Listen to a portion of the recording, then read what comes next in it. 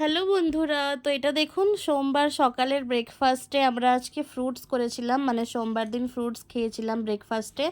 তো চেষ্টা করি ব্রেকফাস্টে ফ্রুটটা খাওয়ার, কারণ ফ্রুটস সকালবেলা খালি পেটে খেলেই খুব ভালো হয়। আমরা ভাবি যে খাবার পরে খেলে ভালো হয়, কিন্তু না, ফ্রুটস আর স্যালাড সবসময় খালি পেটেই খেতে লাগে।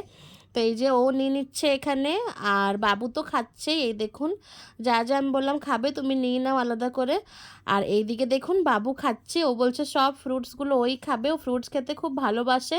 আর ওর জন্য সকালে দুধ রুটি ভিজিয়েছি, কিন্তু এখন খাওয়াবো না, যেহেতু ফল খাচ্ছে একটু পরে খাওয়াবো, মানে বেশ খানিকক্ষণ পরে খাওয়াবো। তো এই দেখুন খাচ্ছে, তারপরে আমি আর মাও খেয়ে নিচ্ছিলাম। আর এইখানে দেখুন দুপুরের লাঞ্চে চলে আসলাম এবারে। তো মানডে লাঞ্চে হয়েছিল বেগুন ভাজা, আর এরকম বেগুন ভাজা খেতে কার কার ভালো লাগে অবশ্যই জানাবেন। কাঁঠালের তরকারি হয়েছিল, আর নিম পাতা বেগুন ভাজা, আর মসুরির ডাল হয়েছিল। তো এই হলো লাঞ্চ মেনু।